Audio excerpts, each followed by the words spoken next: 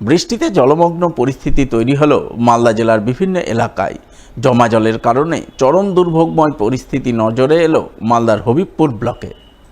উল্লেখ্য, গত দুদিন ধরে মালদায় দফায় দফায় বৃষ্টি হচ্ছে। নিম্নচাপের জেরে এই বৃষ্টিতে জেলার কোথাও কোথাও জলমগ্ন পরিস্থিতি তৈরি হয়েছে। শনিবার সাত সকালে এমনই ছবি নজরে আসে হবিবপুর ব্লকের আইহো সোনামণিতলা, ভরপাড়া, বিবেকানন্দ পল্লী, আইহো স্ট্যান্ড পাড়া সহ বিভিন্ন এলাকায়।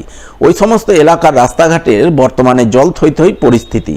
কোথাও হাঁটু সমান, আবার কোথাও তার চেয়েও বেশি জল জমে রয়েছে। আবার কোথাও কোথাও গৃহস্থ বাড়িতে জল ঢুকেছে কিংবা ঢোকার জন্য অপেক্ষা করছে। তাই জলমগ্ন পরিস্থিতি নিয়ে এলাকার সাধারণ মানুষ চরম দুর্ভোগে পড়েছেন। বাড়ির বাইরে বেরোনো কার্যত মুশকিল হয়ে পড়েছে। বেরোলেও হাঁটু সমান জল ভেঙে যাতায়াত করতে বাধ্য হচ্ছেন তারা। সমস্যা হয় যে জল বৃষ্টি হলে গোটা জলমগ্ন হয়ে যায়। আমাদের বাড়ির মেয়ে ছেলে বেরোতে পারে না। তারপর ছেলে পেলে স্কুল যাওয়ার ওই যে কোলে করে নিয়ে পার করতে হয়। এলাকাবাসীর অভিযোগ, তারা দীর্ঘদিন ধরে বৃষ্টির জল জমার সমস্যায় ভুক্তভোগী। কেউই তাদের সমস্যার সমাধানে সঠিক উদ্যোগ গ্রহণ করছেন না। জল জমা হলেই পাম্প লাগিয়ে জল নিষ্কাশনের চেষ্টা করছেন, যা কখনোই স্থায়ী সমাধান হতে পারে না। তারা চান এই সমস্যার স্থায়ী সমাধানে এলাকায় সুষ্ঠু নিকাশি নালা গড়ে তোলা হোক। 10 মিনিট হলে গোটা স্ট্যান্ডের জল একদম ব্রিজের থেকে সম্পূর্ণ জলটা এখানে নাম বিবেকানন্দ পল্লী। মোটর লাগে তো সমাধান হবে না। আবার আধ ঘন্টা পরে বৃষ্টি হবে।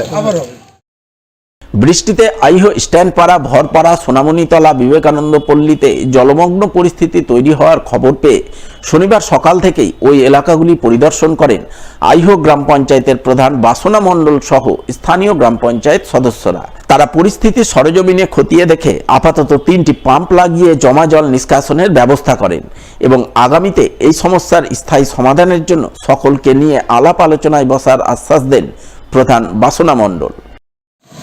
আমি আজকে সকালবেলা গোটা এলাকা পরিদর্শন করে দেখলাম, এলাকাগুলোতে কিছু জল জমা হয়েছে দেখে বেশ আমার খারাপও লাগছে।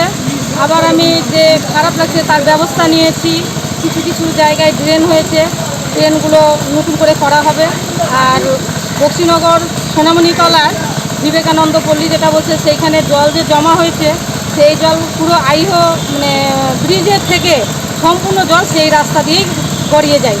এবার সেই জল নিকাশি ব্যবস্থা বন্ধ রয়েছে। এটার পরিকল্পনা নিতে হলে বড়সড় পরিকল্পনা। এই পরিকল্পনা নিতে হলে আমার পক্ষে একা সম্ভব নয়। সেটা সব মেম্বার নিয়ে আমরা বসে সিদ্ধান্ত নিচ্ছি কি করা যায়। আর এর থেকে যদি অধীত কর্তৃপক্ষ তারা যদি কোনো ব্যবস্থা নেয় তাহলে আশা করি ভালো হবে। বর্ষণমুখর সন্ধ্যায় বিদ্যুতের ট্রান্সফরমারে হঠাৎ করে জ্বলে উঠল আগুন। সেই আগুনের ফুলকি আতশবাজির মতো ঝরে পড়তে শুরু করলো রাস্তায়। অল্পের জন্য ভয়াবহ দুর্ঘটনার হাত থেকে রক্ষা পেলেন পথচারী সহ এলাকার সাধারণ মানুষ। শুক্রবার সন্ধ্যায় ঘটনাটি ঘটেছে মালদার হবিবপুর ব্লকের মধ্যম কেন্দুয়া এলাকায়।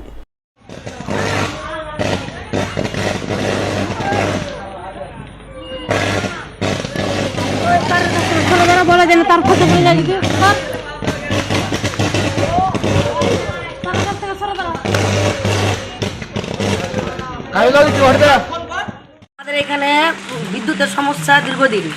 আমরা হবিপুরকে ফোন করলে হবিপুর বলে কি আমাদের এখানে আপনাদের কালেকশন নাই। মুচিয়াতে ফোন করলে বলে কি আমাদের সাথে কালেকশন নাই, হবিপুরে বলে।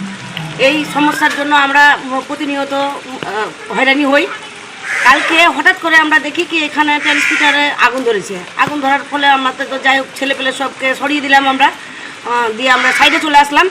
এবার আমরা ইলেকট্রিকে ফোন করবো, ইতিমধ্যে আইসির গাড়ি আসলো। আইসির গাড়ি আসার ফলে আইসি সাহেব দেখলেন যে হয়তো ফোন করেছিলেন জানি না, কিছুক্ষণের মধ্যে ঘন্টাখানেকের মধ্যে আমরা আবার লাইনটা পেয়ে যাই। আমরা চাই এইভাবে যাতে আমরা লাইনটা পাই। তাড়াতাড়ি সংঘর্ষ লেগে ওটা ট্রান্সমিটার সমেত পুড়ে গেছে। দুর্ঘটনা ওইরকম বড়সড় দুর্ঘটনা ঘটেনি, তবে যেভাবে আগুনটা লেগেছিল বড়সড় দুর্ঘটনা ঘটতে পারত।